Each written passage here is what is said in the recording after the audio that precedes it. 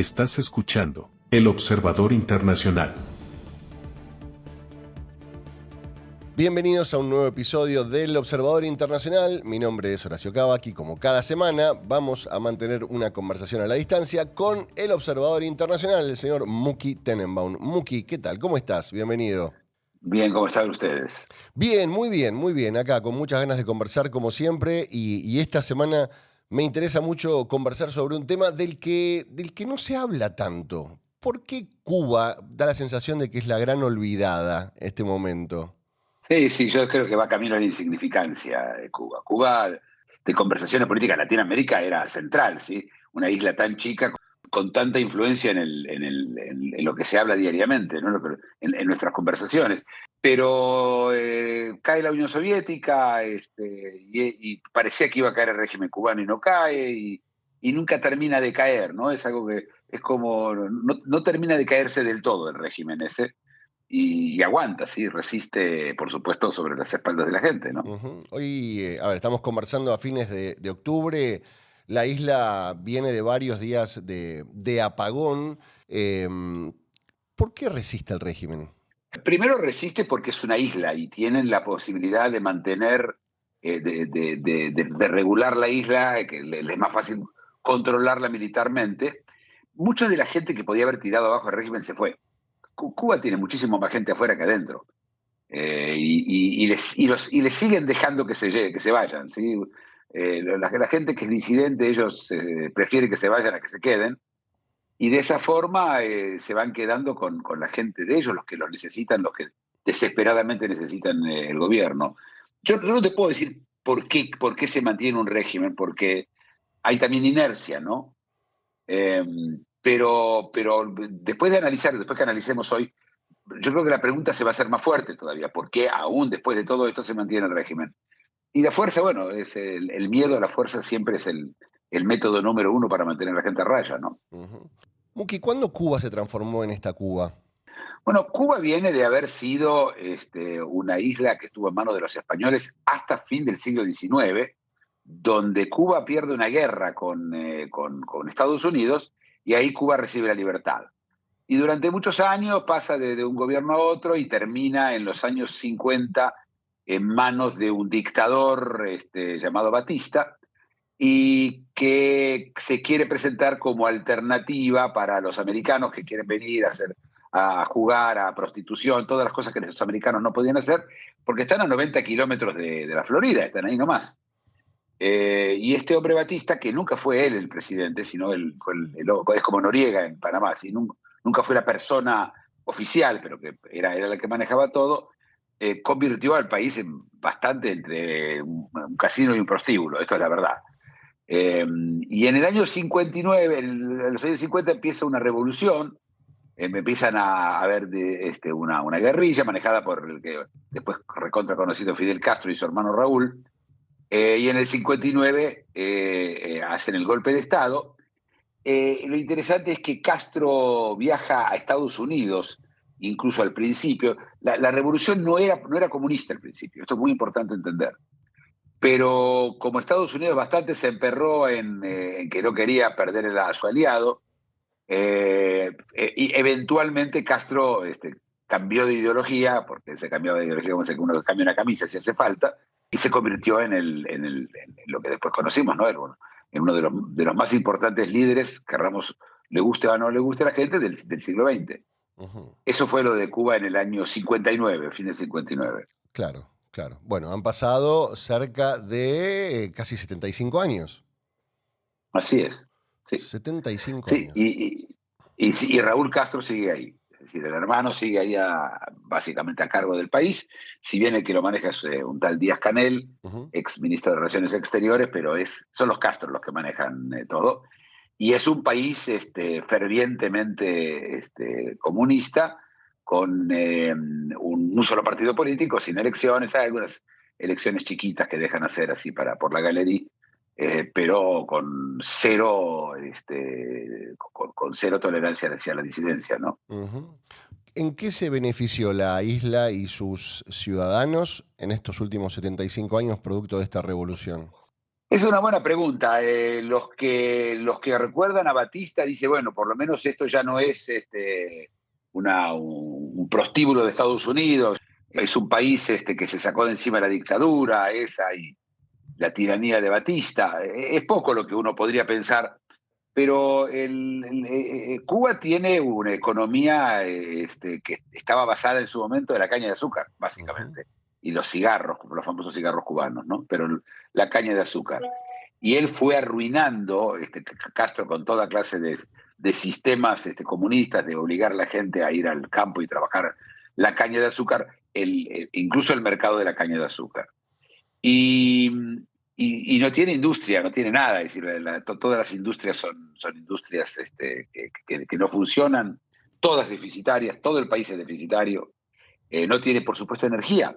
Ahora, vos entendés que un país como Cuba, que tiene tanto sol, uno podría pensar que hubieran querido ir hacia la energía solar. No, no hay energía solar. Entonces viven del petróleo que les mandan otros. Ese es el estado de la economía de Cuba. Eso es lo que ellos lograron. Y hasta el día de hoy, sigue, es un país pobre, ¿sí? Es un país de pobres. Claro. La gente, el sueldo normal es $20. Y no hay nada, y falta todo, absolutamente todo. Hay carestía en todos lados. Muki, y económicamente, digamos, ¿cuáles eran los recursos? ¿De qué vivía la isla previo a la revolución? Bueno, vivía de caña de azúcar y de turismo. La idea de una isla así, que tiene playas espectaculares. Vos estuviste, ¿no es cierto? Sí, estuve hace 30 años. ¿Y cómo eran las playas? Las playas hermosas. Cuando vos te dabas vuelta y mirabas todo lo que había alrededor de las playas, era la tristeza más absoluta. Pero las playas son lindas, es decir, Las si alguien playas hubiera son querido trabajar lindas. sobre turismo, podría haber sido un lugar fuera de serie para turismo, ¿no? No, por supuesto, las playas hermosas y el clima maravilloso. Sí, ellos tienen, ahora tuvieron un huracán, el huracán Wilson, que les Sí. hizo mucho daño, pero el problema de ellos es que como no hay nada de infraestructura, las inundaciones fueron terribles. Hay videos en internet de gente ahogándose directamente en las calles. Realmente un desastre. No hay ninguna inversión en infraestructura, no hay rutas como la gente, no hay nada. Pero la economía de ellos podría florecer gracias al turismo, como muchas de las islas del Caribe. ¿Sí? Hay islas ahí riquísimas que viven de turismo. La famosa San Martín, que es una isla dividida entre dos países, Sí, claro, incluso. claro.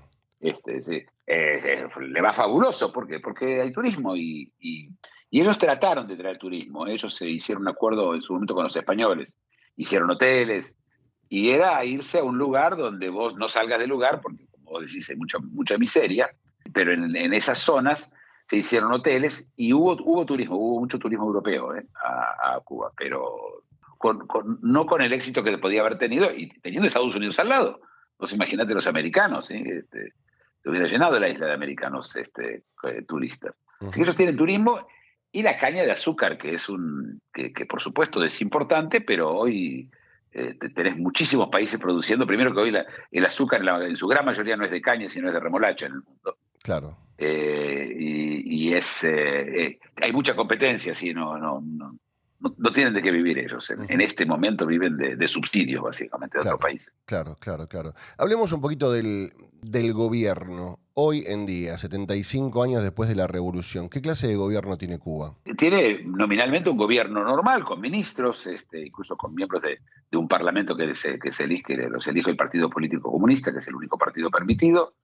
Tiene ministerios, distintos ministerios, como cualquier otro país. Es decir, en el sentido nominal es un gobierno republicano, en el cual hay ministros que teóricamente son responsables frente al Parlamento. El sistema judicial está totalmente en manos del gobierno, hay cero independencia judicial, tampoco hay pretensión. Porque, por ejemplo, te doy un ejemplo, en China, que también es un país, es una dictadura y siempre tenemos un partido político, etcétera, pero el Poder Judicial, en temas más chicos, tiene independencia. ¿Qué quiere decir? Mientras el gobierno no esté involucrado, el Poder Judicial es independiente. En Cuba no.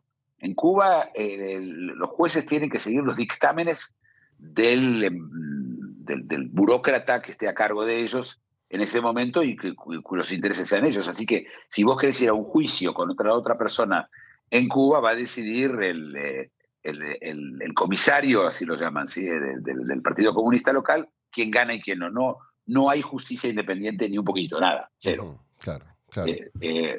Lo que sí hay muchísima corrupción, pero mucha, ¿sí? Ujú. La policía está toda comprada, siempre, y le tenés que pagar porque si no, se da vuelta, ¿sí? Claro. ¿Y en qué la compras? ¿En qué moneda la compras? En dólares. Cuba unificó los dos cambios. Cuba tenía tenía dos monedas, el peso cubano, que no valía nada, y el dólar, y unificó, y ahora es libre, teóricamente. Hay un precio oficial que nadie respeta, y la diferencia, por supuesto, es muy grande. Ujú. Se vive en dólares los que tienen dólares. Lo que pasa es que, ¿de dónde viene la plata de los cubanos? Porque si no hay azúcar y no hay turismo, ¿qué hay? Claro, claro. ¿Qué Bueno, hay? está lo que mandan los cubanos de afuera, las familias cubanas de afuera. Por ejemplo, yo tengo un amigo en Francia que le manda a su esposa y a sus hijos plata desde Francia entonces ellos pueden tener un pequeño negocito, pueden vivir de eso y vos podés recibir plata de afuera. Y en ese caso, con dólares, podés comprar en negocios especiales de dólares. Así que hay simplemente dos sociedades, las que tienen dólares y las que no tienen. Permanentemente se están haciendo anuncios con respecto a reformas políticas. ¿Cambió algo últimamente con estas reformas políticas? No, hicieron un poquito, dije, hubo unas pequeñas elecciones de alcalde, nada Nada importante, ellos no importante. van a hacer nada importante. No tienen, no hay planes, porque si mañana hay elecciones, el Partido Comunista lo barren, ¿sí? La gente no quiere más vivir como vive así. Por supuesto que siguen habiendo, y tiene su gente leal, y tampoco no hay que minimizar, no es que ellos son todos el enemigo del pueblo, ¿sí? Pero claramente hay una mayoría que hoy se sacaría de encima el régimen seguro. Ujú. Y en base a que sigue construyendo el régimen su poder, qué tanto funciona este aparato de control social y que algunos miran y describen como la más absoluta de las represiones? Pero mira, está armado, está muy atomizado el sistema, en el cual hay las manzaneras, estas mujeres que todo el tiempo reporten cualquier comportamiento divergente de la gente. Y ese comportamiento, cuando lo reportan, te pueden desde arrestar, sacarte del trabajo, hacer lo que ellos quieran, y es lo que mantiene a raya. Es decir, y esta manzanera, por supuesto, tiene mejor vida económica que el resto de la gente. Entonces es un sistema en el cual en el que se derrama autoridad desde arriba hacia abajo, y de esa forma mantienen a la población, si pueden, limitada. En el 2021, ¿te acordás que hubo grandes Sí, manifestaciones? claro. Que terminó todo el mundo en la cárcel. Metieron más de 1.000 personas que recibieron 20 y 30 años de cárcel también. Eh, y hay que explicar una cosa. La sociedad cubana no es una sociedad, porque mucha gente piensa como en Cristina, ¿no? O en los derechos de los LGBT no existían hasta hace muy poco. La gente iba a la cárcel por ser homosexual. Vos sabés que Che Guevara, nuestro compatriota, que fue ministro de Cuba, en la revolución ejecutó personalmente a 150 gays. Personalmente, él. Es decir, es una sociedad conservadora, comunista. Es algo curioso, ¿no? Como lo fue la Unión Soviética también, sí, en su momento. Así que ellos siguen la línea esa de la Unión Soviética, no es la línea de lo que uno llamaría, o se usa la palabra progresista, ¿sí? Ahí no. Recién ahora empezó a haber un cambio en ese tema social. Y les permitió dejar de tener que controlar tantas cosas, porque si vos no tenés que controlar la homosexualidad, el trabajo de control es menor, ¿sí? Necesitas menos gente, necesitas menos recursos. Así que yo creo que fue directamente una estrategia social de parte de ellos. Ujú. Muki, recién hablábamos de esta crisis que tienen energética y de estos problemas económicos que perjudican a la isla. Permanentemente están hablando los defensores de este régimen, que no lo describen como un régimen, están hablando de que el principal problema que tiene Cuba es el bloqueo económico, que Estados Unidos es el gran responsable de lo que sucede económicamente en la isla. ¿Hasta dónde llega esta crisis económica en la isla? Digamos, ¿qué recursos faltan? A ver, el bloqueo económico existe, por supuesto que existe, pero el bloqueo económico, por ejemplo, no está respetado por Europa, así que, y tampoco por el resto de la América Latina. Es un bloqueo económico de los Estados Unidos. Se les sería mucho más fácil a ellos poder comerciar con los Estados Unidos, conseguir cosas de Estados Unidos, y aún el régimen de Biden, que les aflojó bastante a este régimen, siguiendo, ¿te acordás a Obama en su momento que llegó a un acuerdo con Cuba? Este gobierno siguió en esa línea. Trump había endurecido la línea frente a Cuba, y si Trump gana las elecciones, me imagino que volveremos a eso. Pero yo no te hoy es echarle la culpa al embargo es histórico, ¿sí? Es como echarle la culpa, no sé, a la Inquisición. Estamos hablando de algo que ya no tiene demasiada importancia, y el problema es el sistema económico. Los cubanos podrían generar cosas, pero simplemente no les conviene, porque los pocos negocios que hay privados, y los hay, están permitidos los negocios privados, están siendo, le sacan con impuestos casi muchísimo de ese dinero. El mismo gobierno lleva, por supuesto, a tener una economía negra, y una economía negra, es decir, una economía clandestina bastante floreciente, con lo cual, si mañana se podría abrir, esa economía sería la economía que funcionaría. Así que yo no te diría que el embargo hoy es más una historia, más histórico que otra cosa, claro, en mi opinión. Está instalada esta cuestión de que, más allá de los problemas económicos y sociales que tiene la isla, es una gran generadora de educación y es una gran generadora de cultura y de carreras universitarias. Hablan maravillas de por ejemplo, la medicina y la ciencia cubana. Yo no sé, yo nunca escuché hablar de un premio Nobel cubano de medicina, ni muchísimo menos que esto. Cuba, la historia de la medicina de Cuba es un mito. Lo que hay en Cuba es mucha gente con mucho tiempo y con fuerza y con ganas de trabajar. Entonces lo que vos tenés es muy buena gente haciendo, por ejemplo, fisioterapia. Muy buena. ¿Por qué? Porque no hay máquinas en Cuba. Claro. Entonces ellos y se especializaron y son buenos en lo que hacen. La alfabetización en Cuba, es cierto, en su momento era uno de los primeros países que se alfabetizó en el Caribe, pero hoy están todos alfabetizados. Y de hecho no hace falta el alfabeto entre vos y yo, ahora que está la inteligencia artificial, claro, de la cual por supuesto Cuba está lejísimo, ¿no? Pero no, la educación en Cuba es nada. Por supuesto, todo el mundo sabe leer y escribir, pero ellos deciden lo que vos lees. Pero es cierto, eso también es cierto. La medicina cubana es un desastre, no solamente que es mala, es un desastre. Los hospitales no tienen nada, absolutamente. No. Me contaba mi amigo cubano que si le llega a pasar algo en Cuba, él fue, porque no hay ni vendas. No hay vendas todo se compra en el mercado negro, absolutamente todo en el mercado negro. Así que no, si alguna vez hubo medicina ya no existe más. Yo creo que nunca lo hubo, pero es un tema para discutir. Claro. Pero hoy no existe, no hay tal cosa, ¿no? ¿Te acuerdas que la gente se iba a Cuba? Cristina mandó a su hija a Cuba, ¿te por supuesto. Maradona estuvo internado, Jarolaski estuvo internado. Muchas personas buscaron respuestas en la medicina cubana a lo largo de los últimos 30, 40 años. Sí, Chávez estuvo internado y se murió ahí también. Chávez estuvo internado, Evo Morales estuvo internado en Cuba. La pregunta es, ¿se va a Cuba buscando ciencia o se va a Cuba buscando confidencialidad? Confidencialidad sin duda. Ciencia, yo no sé lo que la gente busca, no sé si la encuentra. El problema no es si la busca, el problema es si la encuentra. No hay lo que encontrar allí. Por supuesto que hay hospitales para los ricos, ¿sí? De estos hombres, te imaginas que no estaba en un hospital que no tenía vendas. Pero tu problema sigue siendo que no hay las máquinas, no hay nada, ¿no? Si vos llegas a enfermarte en Cuba, seriamente, mejor que tengas una posibilidad de que te evacúen hacia Miami o incluso hacia Santo Domingo, cualquier lugar. No te dejen en Cuba misma. Las condiciones sanitarias son malas. El agua está podrida. El agua de las canillas no está bien, no se puede tomar. La última vez que yo estuve, la gente me pedía sobres de azúcar por la calle, me pedía jaboncitos de hotel, y una persona a la que le hicimos una entrevista subió a la habitación del hotel y se sorprendió de descubrir que había algo que se llamaba tabla de inodoro. Bueno, y no estoy siendo irónico, ¿eh? Y en un momento le ofrecimos dinero y dijo, no puedo hacer nada con este dinero, dame comida, dame hojitas de, no sé, dame sobrecitos de té, dame sobrecitos de café, dame sobrecitos de azúcar, no me des plata porque no la puedo justificar. Sobrecitos de azúcar en Cuba. Vos entendés lo que Sí, estamos imaginando. Sí, sí. es como que vaya un argentino a un hotel a pedir un pedacito de carne, ¿sí? O de manzana, es increíble.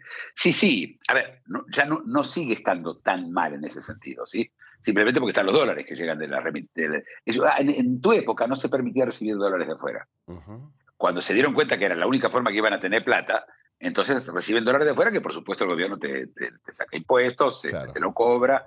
El gobierno vive de ese dinero que mandan los cubanos desde afuera, ¿no? Uh-huh. Los paquetes, en la época se mandaban paquetes, o podías recibir un paquete, entonces en el paquete que podía llegar, entonces eran paquetes, ahora es dinero. Ahora todo son, y de hecho vos sabés, si vos en Miami andás por la calle, toda la Florida, ¿sí? Entonces dicen, envío dinero a Cuba, ¿sí? Hay montones de lugares para enviar dinero a Cuba, que también cuesta bastante, les cuesta, al que le envía le cuesta a veces el 7% de la plata. Es decir, hay una cadena de vivos entre toda esta historia, además. Y, a ver, ¿y quién está acompañando a Cuba? Porque durante mucho tiempo se habló de que Cuba no hubiera llegado al lugar a donde llegó o no hubiera subsistido en el tiempo si no hubiera sido por el apoyo de Rusia. En algún momento tuvo gran apoyo de Venezuela, o Cuba apoyó en muchos aspectos a Venezuela, y ahora da la sensación de que quien ingresa hace un tiempo a dar una mano es China. ¿Cómo fue esto? Bien, la parte geopolítica es muy interesante. Cuba tuvo muchísima importancia porque, y recordemos a la gente que no sabe que en los años 60, en el 60, Castro permite que la Unión Soviética ponga misiles en Cuba que apunten a Estados Unidos.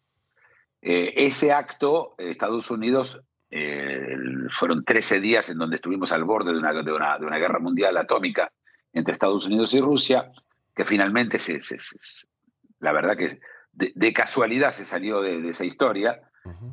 casi de casualidad, realmente fue Kennedy, manejó las cosas muy bien, pero Kennedy avisó, nosotros vamos a empezar una guerra nuclear, nosotros no vamos a permitir que a 90 kilómetros de la Florida haya misiles atómicos apuntando a Estados Unidos.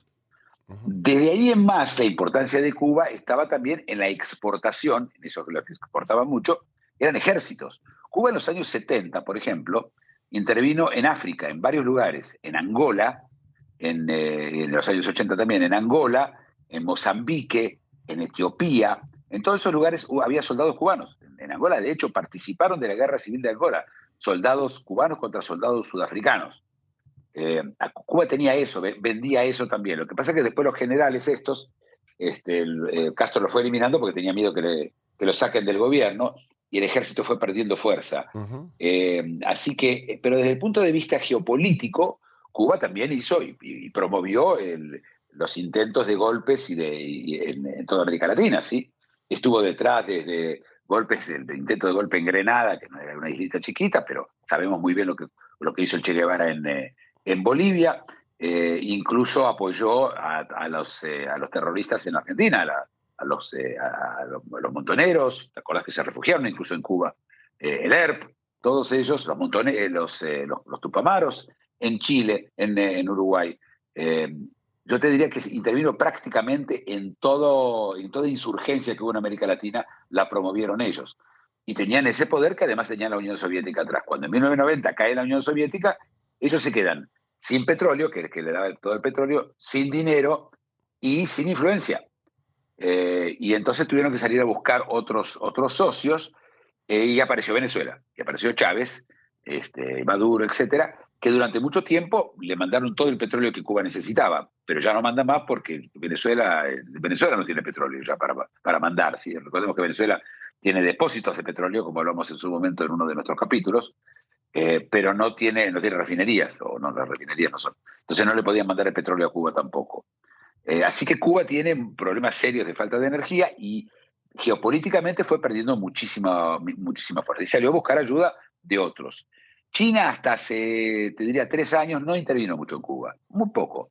Pero como Rusia está metida en la guerra con Ucrania y tiene más limitada la ayuda a Cuba, apareció China. Y además, como esto viene bien, porque hay el conflicto, ¿te acuerdas que lo hablamos? El conflicto más grande que hay en el mundo, el único que hay, es Estados Unidos-China.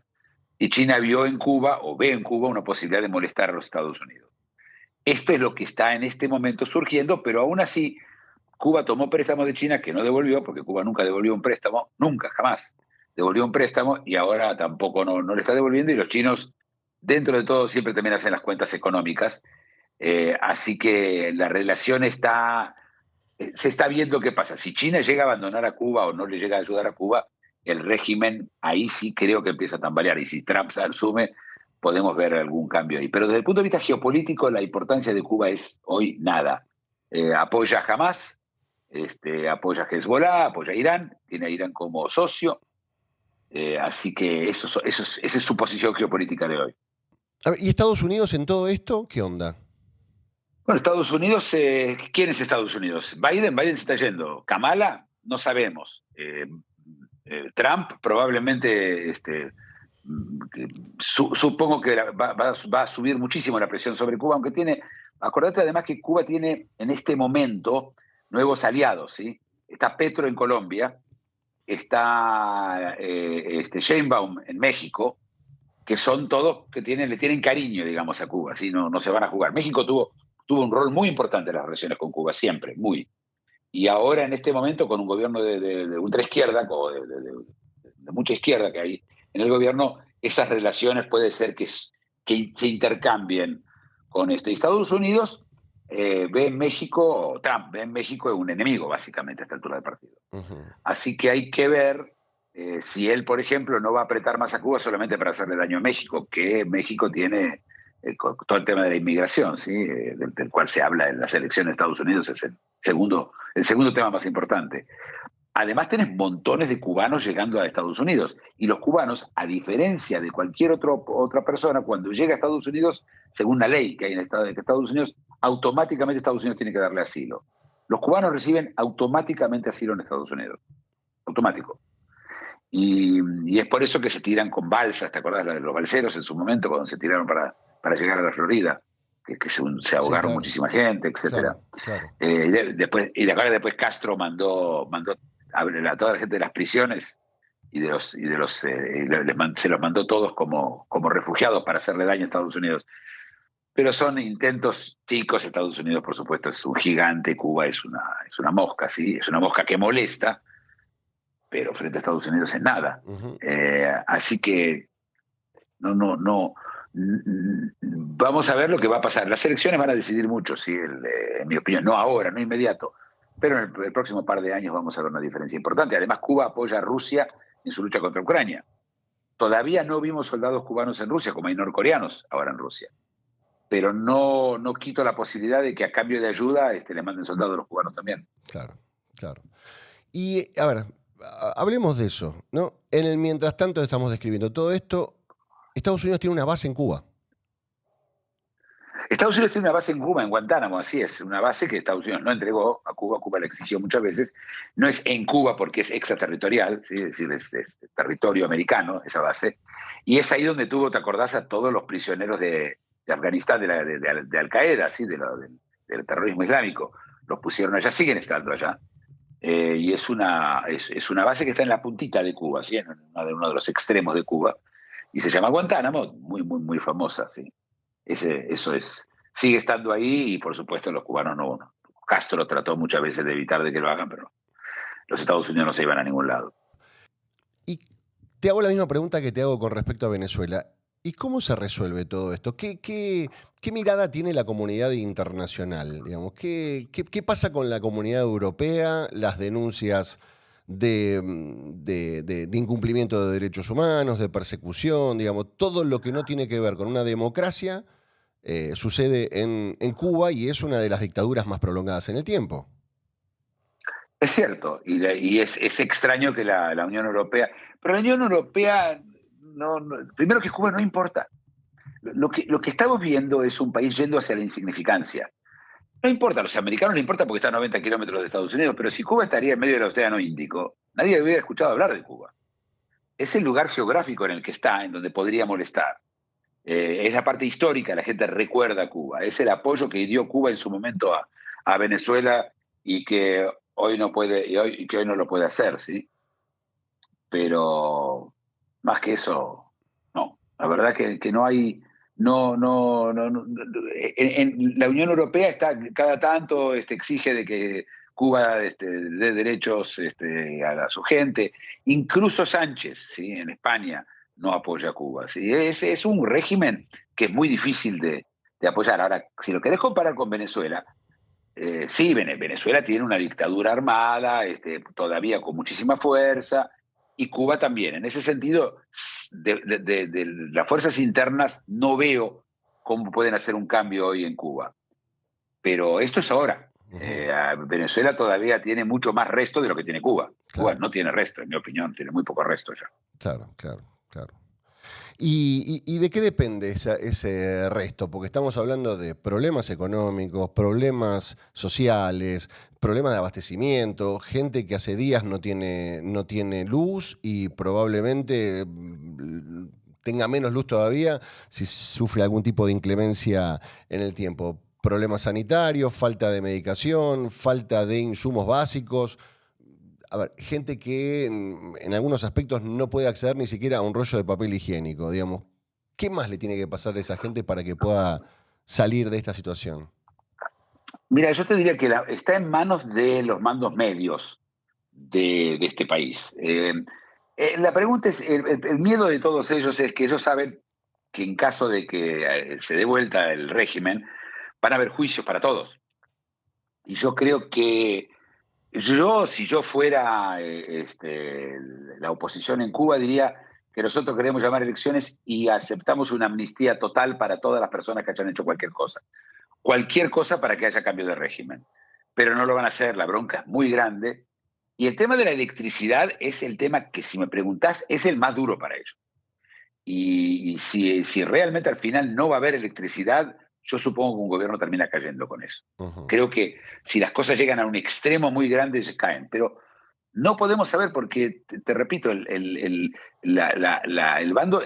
sistema es un sistema de, pensarlo así, de verticalidad de miedo, ¿sí? El miedo viaja en forma vertical, la democracia es un sistema horizontal. En el miedo está el de más arriba, que le da miedo al de más abajo, y así una cadena de miedo. Y mientras todos tengan miedo, es muy difícil hacer un cambio, y cuando además el régimen está dispuesto a disparar y matar y hacer todo lo necesario, ¿sí? Igual que en Venezuela. Con la diferencia de que los venezolanos tuvieron democracia hasta hace no mucho. Y los cubanos nunca no la tienen desde, no sé, de los años 30. Así que ese es otro problema, ¿sí? Un problema de que la gente no sabe. Pero está Internet. El problema más grave que tiene en este momento Cuba es el Internet. Y es que todo sale por Internet, que te mandan videos, que la gente tiene WhatsApp. No importa cuánto vos lo limites, Cuba no tiene la capacidad. Si China no lo logra hacer del todo, te imaginas Cuba tampoco. Por ahí también puede venir lo que puede. Pero para que caiga el régimen, te digo, los mandos medios tienen que sentir de que tienen más para perder quedándose que yéndose. Y en este momento yo no lo veo así.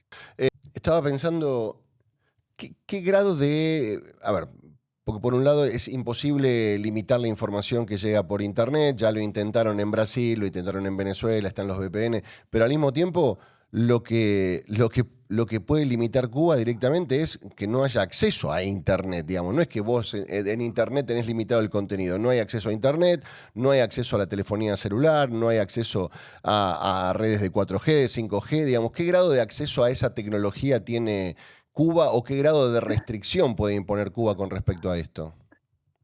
Y cada vez menos. Pensá que ahora están los satélites de Starlink de Musk. Cada vez es más difícil limitar todo, pero aparte, si vos dejás al país sin Internet, dejás al país sin comercio internacional. Se terminó. Vos necesitas el Internet para comercio internacional, si no, no podés vender más nada. Ni una sola caña de azúcar va a salir. Nada. Claro. No vas a tener turismo, que no van a venir turistas. ¿Qué turista va a ir a un país que no tiene Internet? Contame. Nadie.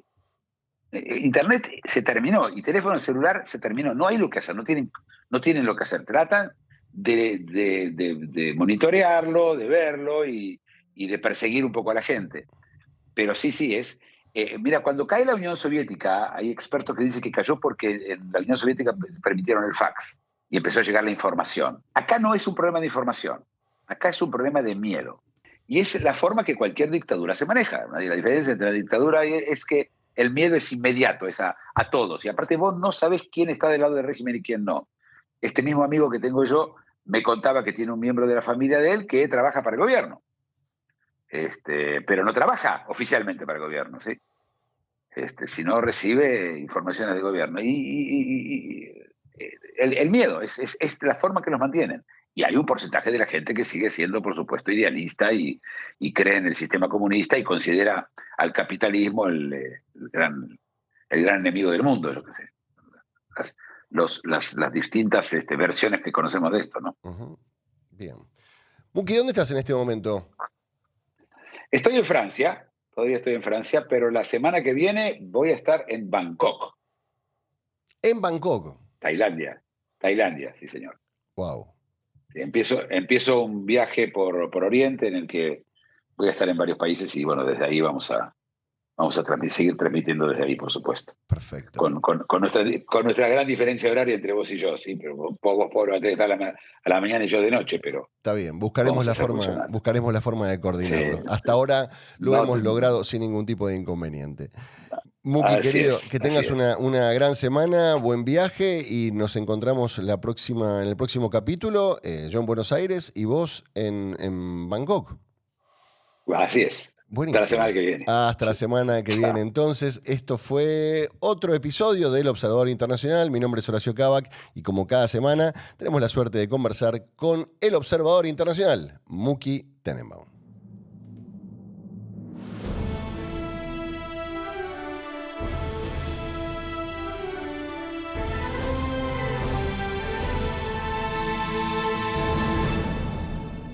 El Observador Internacional.